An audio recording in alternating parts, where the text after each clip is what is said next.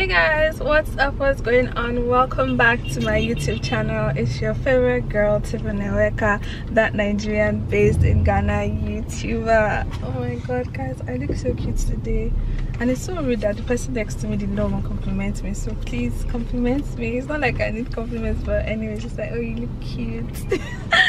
Anyways guys, you know some people, they don't know what they have till they don't have it anymore. Anyways, why you look at me like that? So yes, today's video is going to be like a ride along video, and we're going to chit chat and talk, you know, like we've been doing for a while now. And this video was inspired by two people. I will give a shout out to them because it's not nice to just like come and do a video and not credit people that you might have got inspiration from. So I got inspiration from Sandy's Joyful Space and Gracelyn. They're both Nigerian YouTubers. I think Gracelyn is based in Ghana here, and I think Sandy's Joyful Space, I don't know if she's based in Ghana, but I haven't really watched her stuff. But I have watched this particular videos that they both did, and it's called Things That Shocked Me in Ghana. And it's so funny that I've never ever created content on this, because well, I think I have created content on this, probably like, oh, things to expect in Ghana, or what I think about Ghana, but I've never like done a video you know, to like basically emphasize on like the things that shocked me the most about Ghana, like as per probably when I first came here, or as I've been here. So watching their videos, I was really inspired to do mine. I've seen Sandy's Joyful Space. I saw her own video about 2 months ago, and I was going to do it something similar, but I forgot. Then when I got a pop-up from Gracelyn, that's like a month ago or so, or some weeks ago, I was like, you know what, I must really do this video, like really do this. So without further ado, I just wanted to give credit to who's due to it. So without further ado, let's get into today's video. Stay tuned. So yes, you know, I wrote some things down basically so that I will not like talk off point, because I realize sometimes I might be going off point, you know, like especially when I like get into it, because I am a talkative. So you know, I'll start from when I first came to Ghana. For those of you that don't know, I've been living in Ghana now for like past 5 years now. I came here in 2016 January, and you know, this year January made it 5 years, and obviously some months. Thank you. Officially a Ghanaian soon. I should apply for my citizenship soon. Like, hello. Anyways, so you know, the first thing that shocked me the most about Ghana, the first day, you know, when I came to Ghana, when I went to school that night, I was hungry, and some friends and I were like, let's go around the road to eat something. So we had met this guy that was a Ghanaian, he around our hostel, and he was like, okay, there's something called banku and tilapia, and oh, I was like, okay, let's try that. My friends actually wanted to try that. I was like, let me have jollof rice or something, because I don't like trying food that I don't know. So the thing that amazed me was when they served us with raw pepper. Yes, raw pepper, like raw pepper to eat with our food, not cooked, like mashed pepper. And I was like, hey, how am I supposed to eat raw pepper? And you see, they eat these things with banku, they eat with everything.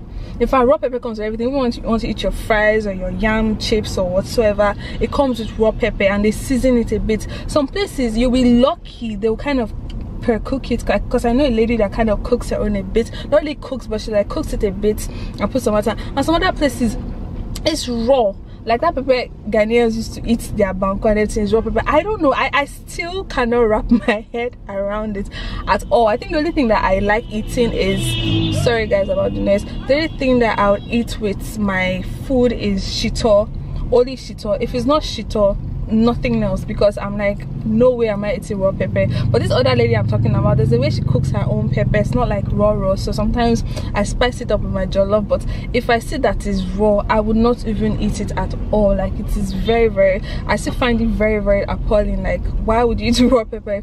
So that's the first thing that shocked me about Ghana. So moving on, the second thing that I think shocked me about Ghana was the fact that there was light. My god, a neighboring country to Nigeria having light, constant light. You know, I'd heard the stories about Ghana having light, but I never knew it was that consistent. Even though right now at the moment, you people, something's happening. Doom, so they've taken light since morning. Why? You know, but we'll talk about that case later on, because I don't know if you guys have noticed in the regular taking of light. Like, I guys try to talk to Nigeria or what? I'll run away. Because when I first came, like, that was what I noticed, that there was constant light. Because I remember in my hostel and I was asking that, are we using generator? And they're like, oh, we don't use generator, there's light in Ghana. And seeing it for the fact, there was always light. As per that year I came, 2016, 2017, 2018, 2019. In fact, 2021 now is like the first time in my life in Ghana that I'm noticing no light. In fact, there's some days now that for a whole day you not get light for almost like hours. Like, it's starting to be like, Nigeria, you guys should stop. I beg, stop, please. I love the fact that there's light, because that was something that shocked me, that an African country such as Nigeria can have light. Like, you guys are neighboring countries. Because I was like, maybe it's just a thing, because as I was growing up, I just thought that no light is a thing with Nigeria, maybe Africa, because when you go abroad there's light. You don't have to be rushing to iron and everything, because there's always light abroad, like, you know. So coming to another neighboring country and seeing that there's light, I was really shocked that so there's actually light, you know. That's another thing that really like, I was like, wow, this country is good, you know. So yeah, so moving on again, I think another thing that shocked me as well was the education system. You know, in Nigeria, to actually to get into university, you have to have your JAM. You have to, after you write JAM, after you have your WASI, that's your WAEC, you know, West African students. I've even forgotten the full name, I'm sorry, it's been long. I finished high school. Once you have your WASI, you have to write something called JAM. After JAM, even to enter the university, you have to write something called post JAM, you understand? That's like the school's exam. I think you even write another one after that. You know, that Nigeria's logic is so you know. Even some other schools, even going to America, you have to write like SATs, all those things, and when you get there you still have to write some exams and the rest. So it shocked me that in Ghana here, all you needed was your WASI. You don't need JAM, you don't need post JAM, you don't need JAM, you don't need post JAM, you don't need anything. Like, you just have to present your WASI results, and you can even mix your NECO and your WASI together. That's if you not make all your WASI papers, you can mix it and, you know, do and enter school. So that was really shocking, the way the education system was. And also here, it's so flexible. Like, I did a program whereby I spent only 2.5 years in uni, which means that I did 3 semesters in a year. So while people were going home for summer to chill and relax and flex, sister, I was in school. I was working my ass out, because I always believe in delayed gratification. So Ghana gave me that like feeling, you understand, like delayed gratification, because while everybody would go home, I'll be in school. So I was able to do my course, which was supposed to be 4 years, in 2.5 years, which was really good. And I was able to graduate on time, you know, because as I said in one of my videos, I did not go to uni when my mates was going to uni, but I sort of finished when some of them were finishing uni, or a year after, because of the program, how I was able to do my flexibility. I don't know if we have that in Nigeria, but yes, the flexibility was there. And also another thing that shocked me about education per se another thing that shocked me about education in Ghana again was the fact that the difference between what foreigners and locals pay. I'm telling you, like, we pay like 4 times, 5 times more than what locals pay. I mean, like, in my uni I was paying like almost like thousands of cedis, and like Ghanaians were paying like 1,000 cedis, you know. I don't know if that's, I know that happens abroad as well when you're a foreign exchange student, but the gap is not that much as of the one that was here, because it was just too much. Like, you know, like one Nigerian's fee or one foreigner's fee can pay a Ghanaian school fees for the next 4 semesters, 5 semesters. It was that deep, you know. That was another shocking thing. But aside from that, I love the education system, because education you should not deprive people from education because of somebody, because a lot of people there in Nigeria might fail JAM. Because I failed JAM does not mean I should go to school. By the way, it's not, I not failed JAM. That's not why I not go to school. I made up my JAM papers. Just clarifying that. But you know, that should not be a means to why a child will not go to school. Do you understand? Because they failed JAM. Because some people might pass WAEC, but have issues with the JAM, you understand? And after they not pass JAM, they will not still come to school, pursue me, they will not still fail that one, you know. But I think I heard University of Ghana, they use a particular exam, but nevertheless, even I'm talking about even the private schools in Nigeria that actually ask you to, basically that's basically it. So it's aside from that, you know, private schools here, you don't need all that gbogbo way, because even in Nigeria you need all that gbogbo way. That means like extra fizzy. So yeah, so that was another thing that shocked me the most. Sorry guys, my camera died, so I had to switch it to my phone camera, so in case you noticed a difference in quality. And by the way, tell me which quality you think looks better. So anyways, like I was saying, so another thing I've noticed that really shocked me so much and still shocks me till now about Ghana and Ghanaians is, okay, I'll lay a perfect example and you guys could tell me if I'm wrong or right. So there was a day like this when I was in school. I needed to buy something, okay, and I went to a store. This was like a little bit past 6 and she was closing, and I was like, why are you closing so early? And she's like, oh, she's going home. And I'm looking at her like, really? By this time you're going home? And that was not even the first instance. After that, you'll notice that if there's going to be a little rain coming, you notice that a lot of Ghanaians will start closing their shop. I think what I really noticed about a lot of Ghanaians here in Ghana is lack of hustling spirit, content. A lot of Ghanaians are very content, and this is not coming from a place of comparison or anything, you know. That's why like a lot of foreigners, expatriates, come to Ghana and build places. Like most of the big places here, Villaggio, Palace Mall, China Mall, all the big names are owned by foreigners, because that zeal to actually be productive, be proactive is not there. Like that hustling spirit of trying to do more with your resources is not there. A lot of Ghanaians lack those resources. I mean, you can go to somewhere at Sequoia and you want to buy something, and the person tells you it's 10 cedis. Let's just say it's 10 cedis, and you're like, oh, please now sell it for 8 cedis. The person would rather not sell to you at all and not make any gain than sell to you. Meanwhile, you can go to some, like if it was some other people from maybe other foreigners that are there around there, and you go, that person can even sell it to you for 6 cedis, but you will not get Ghanaians selling that for you. They'll just want that, oh, if you don't want, you don't want. Even if that whole day they don't make any money, fine. And it's not good, because you have to have hustling spirit. You have to you can't be so content. A lot of Ghanaians are very content with where they are, what they have, and that's not how life is, because God has a plan for everybody. If God made us to be content, that means some pastors, if a pastor should win 10 souls, it means that he's not winning any souls again, because he has won 10 souls and it's a big deal to win 10 souls. No, if you win 10 souls, okay, I can win 100 souls, I can win 200 souls, I can win 1,000 souls. You don't just stop there, you keep on going, you keep on pushing. So that still shocks me to today, how, you know, I think even the other day, I think like some weeks ago, when I went to try to get a laptop bag, what's it called, and it was from one man, like all these container stores, you understand, on the roadside, and I went to get the laptop and he was telling me, is it 200 cedis or something, and I think we're pricing it to 150 cedis. This man was like, no, he's not selling. And I think last week or so, when I was passing around here, I looked to the shop and I saw that same bag there. So it's like, I will not sell. It's like, oh, I'm not going to sell to you. I'd rather not sell to you than sell to you.